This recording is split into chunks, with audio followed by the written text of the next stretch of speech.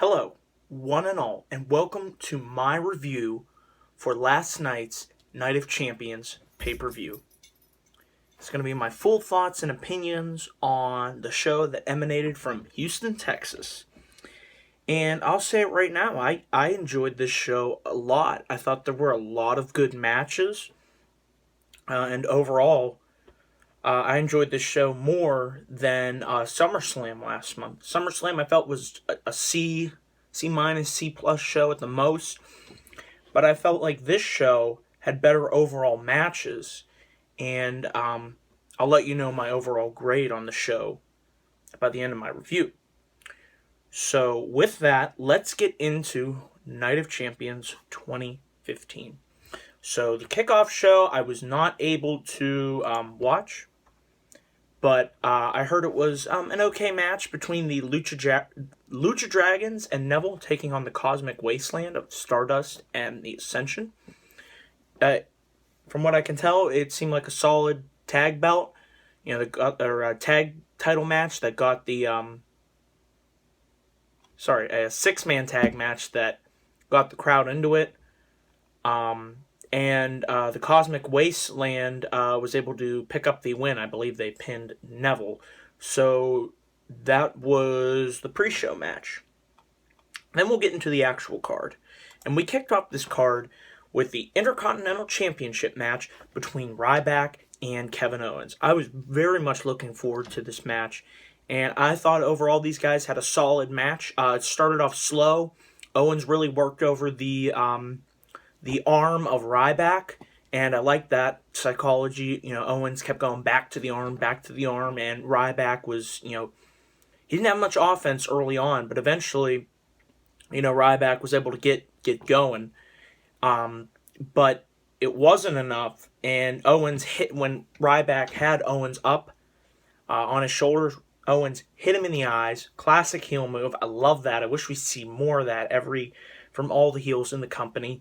And he was able to get the roll-up thanks to hitting Ryback in the eyes. And your new IC champion is Kevin Owens. And I hopefully see big things. I hope they have big plans for Owens. I liked Ryback as the IC champion, but I felt like they weren't really doing anything with him. They were just having him feud with Miz and Big Show over and over again. But I'm glad that him and Owens have now started this feud, and hopefully we'll have a rematch at Hell in a Cell next month, and we'll get to Hell in a Cell, the major announcement that was made on tonight's show as well. So, good, solid match. Glad Owens is the Intercontinental Champion. The right guy won. And that's a common theme. The right people won. Then we had Dolph Ziggler versus Rusev. This was a good match. If you've seen their match on Raw or SummerSlam, you've seen this match. Ziggler won with the able to get the win with the zigzag after there was a distraction from Summer Rae. She tried to interfere, but the ref caught her, and then she threw her shoes at Rusev, and that allowed Dolph to hit the zigzag for the win. I don't know where this feud's going. I would like to see it end, because it's just become so soap opera-esque and TMZ-like, and it's just really lost steam. But yeah, Ziggler got the win. I was hoping for a heel turn. I'd like to see Dolph turn heel now. I feel like he's been stuck in a rut for a while. But that remains to be seen, so I'm not sure where these two guys go from here. But Ziggler was able to pick up the win with the zigzag. And our next match was a match that I really enjoyed. It was the New Day versus the Dudley Boys. And before the match, the New Day came out. They basically cut a promo on the crowd.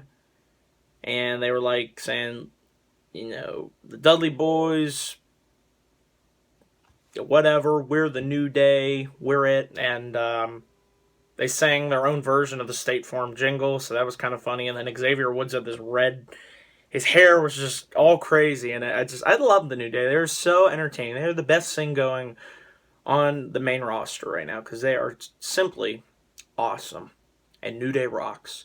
And they certainly did in this match. And then the Dudley Boys came out, and they were fired up. And these guys had a pretty good pretty good match. I know they can do more. I'd like to see them do more. I'm glad that New Day was able to retain their tag team titles. It occurred after Woods was interfered and the ref called for the disqualification. And then it looked like the New Day laid out the Dudley Boys, and it looked like they were going to put them through the tables. However, Dudleys were able to make it back up. Woods had his back turned. They took out Big E and Kofi, and they were able to put Woods through the tables. So New Day retains their tag titles. But the Dudley Boys got the win by DQ. So that was a fun match. I enjoyed it. Then we had Charlotte, versus Nikki Bella for the Divas Championship. I was so glad to finally see Charlotte take that title off Nikki and end this god-awful title reign. I mean, it has just been one of the most boring, bland title reigns that I can remember in quite some time. So I was glad to see that Charlotte picked up the win. However, it looked like early on she might have injured her leg, and Nikki got a lot of offense in during this match, and I was really getting upset. I was like, come on, Charlotte. And I was wondering, did she really get hurt? And is that why Nikki had to really carry a good portion of this match? But eventually Charlotte was able to... Nikki went up to the top rope, and then Charlotte was able to hit her with the spear, and she was able to lock in the figure 8. And then she won the Divas title. It was a great moment afterwards. Ric Flair came down and celebrated along with Team Paige and Becky Lynch, who were out there. So this was great. I'm so glad that Charlotte is your new Divas champion. The right person won. And as we'll see, this theme will continue throughout the night. Woo! Then we had the 6-man tag team match. The Wyatt family taking on Dean Ambrose, Roman Reigns, and their mystery partner of the Ayatollah of Rock and Rolla, Y2J, Chris Jericho. That was a nice surprise. I'm glad Jericho returned. It looks like I'm assuming it's only for one night, but Jericho, he's awesome, a legend. What can I say? He looked great in the ring tonight. This was a good, fun, solid match, much better than their match at SummerSlam. A very good 6-man tag. It was great seeing Jericho mix it up with the Wyatts because he had past history with them. And an interesting part of this match came towards the end. Reigns was starting to pick up his momentum. He hit 2 Superman punches on Braun Strowman, and then Jericho made the unseen tag. He tagged himself in. And Roman was like, what are you doing? I'm setting this guy up for the spear. I want to get the win. However, this would eventually cost Reigns' team the match, as Strowman was able to lock in and squeeze, pretty much bear hug Jericho, and then was able to hit him with his finisher. And Jericho had to give up. And the Wyatt family won. And I thought this was the right move to make because the Wyatt family really needed this win to establish the dominance of the re-emerged, the reformed, the better-than-ever Wyatt family. So the right team won here. And then afterwards, looked like there was going to be some tension between Jericho, Ambrose, and Reigns. And Jericho just looked at them and he bumped Dean's shoulder and left the ring. So that was certainly interesting to see. And this was a very fun 6-man tag match. Definitely a highlight of this pay-per-view for me. And then we had our final 2 matches, the double main events. Back-to-back matches, so essentially an Iron Man match for Seth Rollins. First, it was Rollins versus Cena for the United States Championship. What can I say? This was a really good match. I like their SummerSlam match just a little bit more, but that's from me being there in person. What can I say? I mean, these guys take it to a whole new level. I feel like their matches just get better and better every time they step into the ring with each other. Cena really pulled out all the stops. He hit a nice Hurricane Rana. They did that nice sunset flip for a near fall. But I knew going into this pay-per-view that Rollins was probably going to go 1-1. So I had a feeling he would lose to Cena and beat Sting, and that's exactly what happened. So Cena was able to scoop Rollins up for the AA for the win. Very good match. And then afterwards, it looked like Rollins was trying to chicken his way out of his next match for the title against Sting. However, Cena hit him with an AA and threw him back into the ring. And then I thought maybe Sheamus would come out at this moment to try and cash in, but that was not to be the case. And then Stinger made his entrance. And then we had Seth Rollins versus Sting. This was a good match. Sting looked great for his age. I mean, you can't tell the guy looks 56. He looks like he's freaking in his 40s. I mean, he looks that good in shape. So I was very impressed, with Sting's physique. This match was good. I thought Rollins really, was a good opponent for Sting. He really helped him out. And, one sick spot, and I think this really hurt Sting. There were two spots in this match that were very... made me worried for the health of Sting was when Rollins put him through the Spanish announce table, and it looks like Sting hit his back of his head against the television monitor.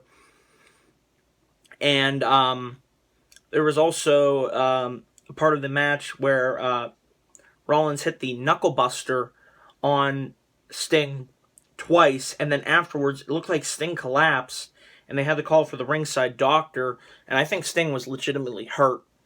And the way that Rollins won, I mean, Sting was able to mount a little bit more of an offensive flurry. Marc-Andre Fleury. Let's go, Pens.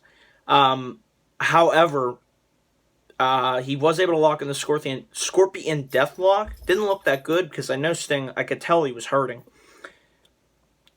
And Rollins was able to get out of that and was able to pin Sting, and something just didn't look right. I could tell he was hurt, and that's what reports are saying. So we'll pray and hope that Sting is all right. I mean, he definitely took a beating in this match.